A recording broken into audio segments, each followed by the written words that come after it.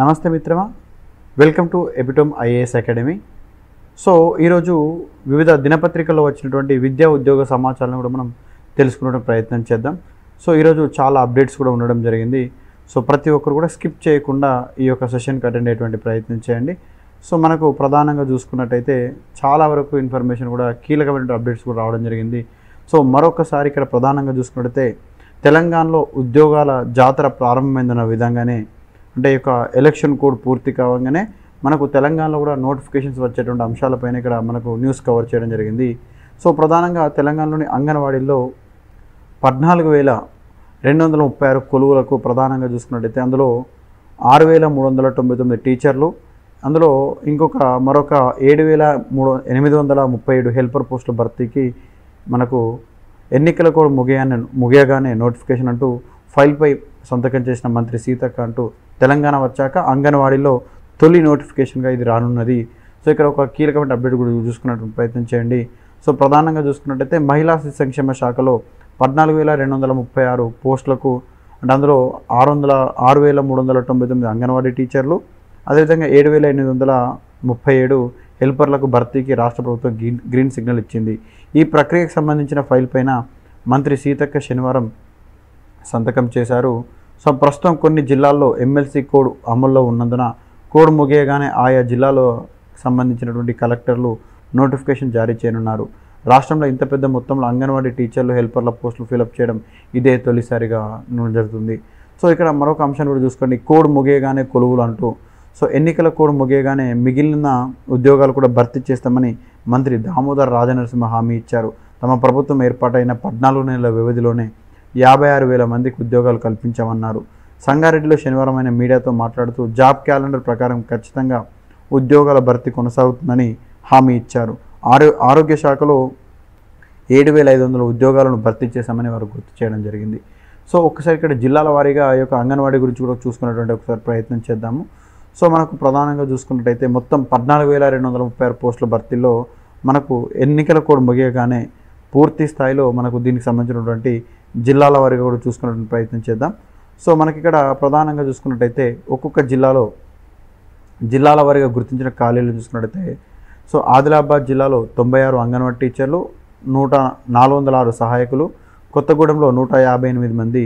So మన అదేవిధంగా చూసుకుంటే సహాయకులు 826, హన్మకొండ జిల్లాలో 37 మంది టీచర్లు, 140 మంది సహాయకులు, అదేవిధంగా హైదరాబాద్ జిల్లాలో 130 మంది టీచర్లు, 273 మంది సహాయకులు, జగిత్యాల జిల్లాలో 46 మంది టీచర్లు, 172 సహాయకులు, అదేవిధంగా జనగామ జిల్లాలో 16 మంది టీచర్లు, 75 మంది సహాయకుల పోస్టులకు భర్తీకి, అదేవిధంగా భూపాలపల్లి జిల్లాలో 31, 77, గద్వాల జిల్లాలో 53, 177, అదేవిధంగా కామారెడ్డి జిల్లాలో 47 మంది టీచర్లు, 269 మంది హెల్పర్లు, కరీంనగర్ జిల్లాలో 50 మంది టీచర్లు, 119 మంది హెల్పర్లు, ఖమ్మం జిల్లాలో 93 మంది టీచర్లు, 394 మంది హెల్పర్లు, ఆసిఫాబాద్ జిల్లాలో 91 మంది టీచర్లు, 261 హెల్పర్లు, మహబూబాబాద్ జిల్లాలో 84, 318, మహబూబ్ నగర్ జిల్లాలో 40, 199, అదేవిధంగా మంచిర్యాల జిల్లాలో 57 టీచర్లు, 257 సహాయకులు, మెదక్ జిల్లాలో 25, 266, మేడ్చల్ జిల్లాలో 51, 157, ములుగు జిల్లాలో 73, 233, నాగర్ కర్నూలు జిల్లాలో 103, 387, నల్గొండ జిల్లాలో 88, 374, నారాయణపేట జిల్లాలో 29, 106, నిర్మల్ జిల్లాలో 55, 276, నిజామాబాద్ జిల్లాలో 50, 290, పెద్దపల్లి జిల్లాలో 37, 117, రాజన్న సిరిసిల్ల జిల్లాలో 21, 53, రంగారెడ్డి జిల్లాలో 46 టీచర్ పోస్టులు, 365 సహాయకుల పోస్టులు, సంగారెడ్డి జిల్లాలో 35 టీచర్ పోస్టులు, 274, సిద్దిపేట జిల్లాలో 57, 145, అదేవిధంగా సూర్యాపేటలో 61 టీచర్ పోస్టులు, 191 సహాయక పోస్టులు, వికారాబాద్ జిల్లాలో 49 సహాయకులు వచ్చేసరికి 238, వనపర్తి జిల్లాలో 34 సహాయకులు, 112, వరంగల్ జిల్లాలో 35 సహాయకులు, 172, భువనగిరి జిల్లాలో 40 మంది టీచర్లు, సహాయకులు 118. సో మనకు ప్రధానంగా చూసుకున్నట్టయితే దీనికి ఇలా పోస్టులన్నీ కూడా రావడం జరుగుతుంది. సో దీనికి సంబంధించి మనకు ప్రధానంగా చూసుకున్నట్టయితే దీనికి ఎలిజిబిలిటీ ఏ విధంగా ఉండేటువంటి అవకాశం ఉందంటే, ఇంటర్మీడియట్ తప్పనిసరి. గతంలో అంగన్వాడీ టీచర్ పోస్టుల భర్తీకి కనీసం 10వ తరగతి పాస్ అయి ఉండాలని నిబంధన ఉండేది. కేంద్రం జారీ చేసిన నూతన మార్గదర్శకాల ప్రకారం టీచర్తో పాటు హెల్పర్లకు కనీసం ఇంటర్ పాస్ అయిన అనుభవము ఉండాలి. దీంతో ఇంటర్మీడియట్ అర్హత తప్పనిసరి చేయనున్నారు. సో అంగన్వాడీ పోస్టుల భర్తీకి వయో పరిమితి 18 నుంచి 35 ఏళ్ళగా కేంద్రం పేర్కొంది. 567 మంది సహాయకులకు టీచర్లుగా పదోన్నతి అంటూ ఇవ్వడం జరుగుతుంది. సో మనకు ప్రధానంగా చూసుకుంటే ఈ ఖాళీలన్నీ కూడా ఎలా నోటీస్ చేస్తున్నారంటే మనకు ప్రధానంగా చూసుకుంటే పదవి విరమణ చేయనున్న సిబ్బంది 3914, అదేవిధంగా టీచర్ పదోన్నతులకు అర్హులైన సహాయకులు 567, ఖాళీగా ఉన్న అంగన్వాడీ టీచర్ పోస్టులు 1918, ఖాళీగా ఉన్న సహాయకుల పోస్టులు 7837. సో భర్తీ చేయనున్నటువంటి మొత్తం పోస్టులు 14236 అంటూ ఇక్కడ మనకు ఇవ్వడం జరిగింది. సో మనకు ప్రధానంగా చూసుకున్నట్టయితే ఇంటర్మీడియట్ ఖచ్చితంగా పాస్ అయి ఉండాలన్నటువంటి సందర్భాన్ని ఇక్కడ క్రియేట్ చేస్తున్నారు. మరొక అంశం, కీలకమైన అంశం, ఆంధ్రప్రదేశ్ అభ్యర్థులు నేడు గ్రూప్ 2 పరీక్షలు యథాతథం, వాయిదా వేసే ప్రసక్తి లేదు ప్రకటించినటువంటి ఏపీపీఎస్సీ బోర్డు. అభ్యర్థులు నెలకొన్నటువంటి ఉత్కంఠకు తెర. రాష్ట్ర వ్యాప్తంగా 175 పరీక్షా కేంద్రాలు, మెయిన్స్ రాయనున్న 92,250 మంది 15 నిమిషాల ముందే సెంటర్కి చేరుకోవాలని ఏపీపీఎస్ సూచన. సో నేడు యథావిధిగా గ్రూప్ 2 మెయిన్స్ అంటూ వివిధ దినపత్రికలు కూడా కవర్ చేయడం జరిగింది. వాయిదా వేయాలని ప్రభుత్వం లేక అలా చేస్తే ఎన్నికల కోడ్ ఉల్లంఘన అన్న ఏపీపీఎస్సీ, పలు ప్రాంతాల్లో అభ్యర్థుల ఆందోళన అంటూ రాష్ట్రంలో ఆదివారం జరిగే గ్రూప్ 2 ప్రధాన పరీక్ష వాయిదా వేయాలని కూటమి ప్రభుత్వం సూచించిన ఆంధ్రప్రదేశ్ పబ్లిక్ సర్వీస్ కమిషన్ మాత్రం యథావిధిగా పరీక్షలు నిర్వహించేందుకు మొగ్గు చూపింది. అందుకు ఏర్పాట్లను పూర్తి చేసింది. పరీక్ష నిర్వహణ సంబంధించి అభ్యర్థులకు శ్రేయస్కరం కాదని హైకోర్టులో కౌంటర్ అఫిడవిట్లు దాఖలు చేయాల్సినందున వాయిదా వేయాలని ఏపీపీఎస్సీ కార్యదర్శికి సాధారణ పరిపాలన శాఖ లేఖ రాసింది.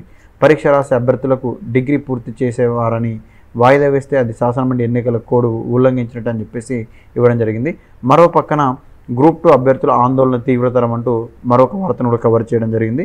విశాఖపట్నంలోని ఓ శిక్షణ కేంద్రం వద్ద ఆందోళన చేస్తున్న గ్రూప్ 2 అభ్యర్థులు అంటూ ఇక్కడ ఇవ్వడం జరిగింది. సో గ్రూప్ 2 అభ్యర్థులతో బాబు బంతాట అంటూ ఇక్కడ సాక్షి కూడా కవర్ చేయడం జరిగింది. నేటి మెయిన్స్ పరీక్షపై తీవ్ర గందరగోళం. సో మనకు ప్రధానంగా పరీక్ష ఉంటుందని రాత్రి పొద్దుపోయాక ఏపీపీఎస్సీ ప్రకటన అంటూ ఇక్కడ ఇవ్వడం జరిగింది. ట్వీట్లో లోకేష్, ఆడియోలో చంద్రబాబు పరీక్ష ఉండదని నమ్మించే యత్నం. సో మనకు 9 నెలలుగా ఏమార్చి సర్కారు సంబంధించిన అంశాలు కూడా ఇవ్వడం జరిగింది. సో మనకు అదేవిధంగా చూసుకుంటే తీవ్ర నిరసనల నడుమ నేడు గ్రూప్ 2 పరీక్ష, రోడ్డు ఎక్కిన అభ్యర్థులు, విశాఖ హైవే దిగ్బంధం. రోస్టర్ క్లియర్ చేసిన తర్వాతే పరీక్ష నిర్వహించాలన్న అభ్యర్థులు, ఎలక్షన్ కోడ్ నేపథ్యంలో కుదరదన్నటువంటి ఏపీపీఎస్సీ. సో మనకు ప్రధానంగా చూసుకుంటే హైదరాబాద్, విజయవాడ, విశాఖపట్నంలో తీవ్రంగా నిరసనలు చేయడం జరిగింది. అయోమయంలో అభ్యర్థులు అంటూ ఇక్కడ మనకు పరీక్ష వాయిదా వేయలేమని అధికారికంగా ప్రభుత్వానికి సమాచారం అందించామని ఏపీపీఎస్సీ సెక్రటరీ తెలిపారు. ఎమ్మెల్సీ ఎన్నికల కోడ్ అమల్లో ఉన్నందున పరీక్షపై మార్పులు చేయడం లేదని సాధ్యం కాదని చెప్పారు. ఎటువంటి అపోహలకు లోనవ్వకుండా అభ్యర్థులు పరీక్షకు సిద్ధమవ్వాలని ఏపీపీఎస్సీ సూచించింది. శనివారం వివిధ రకాల ప్రకటనలు రావడంతో పరీక్ష నిర్వహిస్తారో లేదన్న గందరగోళం అభ్యర్థుల్లో ఏర్పడింది. సో ఈ నేపథ్యంలో పరీక్ష వాయిదా వేసే పరిస్థితి లేదని ఏపీపీఎస్సీ ప్రకటించడంతో అభ్యర్థులు కంగుతిన్నారు. దూర ప్రాంతాల నుంచి వేరు జిల్లాలకు వెళ్ళి పరీక్ష రాయాల్సిన వాళ్ళంతా ఇప్పటికిప్పుడు ఎలా వెళ్ళి పరీక్ష రాయాలని ఆందోళన చెందుతున్నారు. గ్రూప్ 2 మెయిన్స్ పరీక్ష రేపు ఫిబ్రవరి 23 యథావిధిగా కొనసాగనున్నది. సో మరి అదేవిధంగా మరొక అంశం కూడా మనం గమనించుకునే ప్రయత్నం చేయండి. మే 13 టీజీ పాలిసెట్ అంటూ 2025కి సంబంధించి సో పాలిటెక్నిక్ డిప్లొమా ప్రవేశాల కోసం తెలంగాణ రాష్ట్ర సాంకేతిక విద్యాసంస్థ విద్యా శిక్షణ మండలి సో మే 13 టీజీ పాలిసెట్ 2025 నిర్వహించనుంది. దరఖాస్తు ఫీజు, ఇతర వివరాలతో నోటిఫికేషన్ సోమవారం విడుదల చేసేందుకు మనకు ఎస్బిటిఈటి అధికారులు సిద్ధమయ్యారు. సోమవారం దీనికి సంబంధించిన క్లియర్ ఇన్ఫర్మేషన్ రానుంది. సో నేడు గురుకుల ఎంట్రన్స్ ఎగ్జామ్. రాష్ట్రంలోని ఎస్సీ, ఎస్టీ, బీసీ జనరల్ గురుకులాల్లో 5 నుంచి 9వ తరగతి ప్రవేశాల కోసం ప్రవేశ పరీక్ష ఆదివారం జరగనుంది. ఇందుకోసం అన్ని ఏర్పాట్లు పూర్తి చేశామని ఎస్సీ గురుకుల సెక్రటరీ అలుగు వర్షిని చెప్పడం జరిగింది.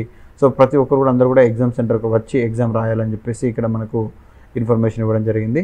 సో మరి అదేవిధంగా కొత్త టీచర్లకు 28 నుంచి శిక్షణ అంటూ అంటే రాష్ట్రంలో గత అక్టోబర్లో నియమితులైన ప్రభుత్వ ఉపాధ్యాయులకు ఈ నెల 28వ తేదీ నుంచి శిక్షణ ఇవ్వాలని పాఠశాల విద్యాశాఖ నిర్ణయించింది. ఈ మేరకు సంచాలకులు ఈవి నరసింహారెడ్డి శనివారం ఆదేశాలు జారీ చేశారు.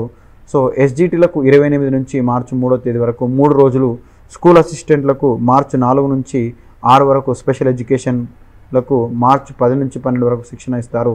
మొత్తం 8,000 మంది టీచర్లు స్కూల్ ఎడ్యుకేషన్ యాప్, పరీక్ష, విద్యా ప్రమాణాలు, అదేవిధంగా చూసుకున్నట్టయితే మనకు యూడైస్ డిజిటల్ పాఠాలు, అదేవిధంగా చూసుకున్నట్టయితే తదితర 11 అంశాలపైన శిక్షణ పొందున్నారు. ఎవరైతే రీసెంట్గా డిఎస్సి సెలెక్ట్ అయిన వాళ్ళందరికీ కూడా ట్రైనింగ్ అనేది ఇవ్వడం జరుగుతుంది.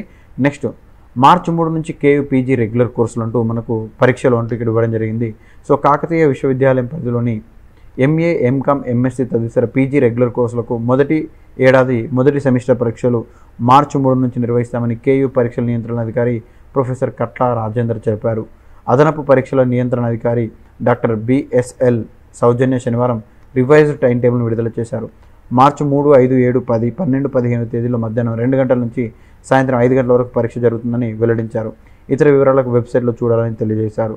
4 నుంచి ఎంబీఏ పరీక్షలు. కేఈ పరిధిలోని ఎంబీఏ మొదటి సెమిస్టర్ పరీక్షలను కూడా 4, 6, 11, 13, 17, 19, 21 తేదీల్లో మధ్యాహ్నం 2 గంటల నుంచి సాయంత్రం 5 గంటల వరకు జరుగుతాయని కేయూ పరీక్షల నియంత్రణ అధికారులు వెల్లడించారు. సో ఈరోజు వివిధ దినపత్రికల్లో వచ్చినటువంటి అంశాలు మనం కవర్ చేసుకోవడం జరిగింది. సో ఈ యొక్క అందరూ కూడా ఆంధ్రప్రదేశ్ గ్రూప్ 2 అభ్యర్థులందరూ కూడా కొంత ధైర్యం చేసుకొని సో ఎగ్జామ్ను కూడా మంచిగా రాయాలని కోరుకుంటూ మీకు కూడా ఎప్రిమ్ ఐఏఎస్ తరపున ఆల్ ది బెస్ట్ తెలియజేయడం జరుగుతుంది. సో మరి అదేవిధంగా చూసుకున్నట్టయితే ఎవరైతే తెలంగాణలో వచ్చేటువంటి ఈ యొక్క అంగన్వాడీ టీచర్ జాబ్లకు సంబంధించిన రెగ్యులర్ అప్డేట్స్ కానీ దానికి సంబంధించిన సిలబస్ గురించి ఇన్ఫర్మేషన్ కూడా అన్నీ కూడా మనకు ఎపిటోమ్ ఐఏఎస్ సంబంధించిన వాట్సాప్ టెలిగ్రామ్ ఛానల్లో అందించడం జరుగుతుంది. రెగ్యులర్గా మన ఎపిటోమ్ ఐఏఎస్ సంబంధించినటువంటి యూట్యూబ్ ఛానల్లో కూడా దీనికి సంబంధించిన పూర్తి స్థాయి సమాచారాలు ఇవ్వడం జరుగుతుంది. అదేవిధంగా అన్ని విద్యా ఉద్యోగ నోటిఫికేషన్లకు సంబంధించినటువంటి సమాచారాన్ని కూడా రెగ్యులర్గా మన ఛానల్లో పోస్ట్ చేయడం జరుగుతుంది. కాబట్టి ప్రతి ఒక్కరూ ఎపిటోమ్ ఐఏఎస్ అకాడమీ యొక్క యూట్యూబ్ ఛానల్ కూడా సబ్స్క్రైబ్ చేసుకోండి. సో మరింత సమాచారంతో రేపు మళ్ళీ మనం ఇదే ఛానల్లో కలిసేటువంటి ప్రయత్నం చేద్దాం. ధన్యవాదాలు.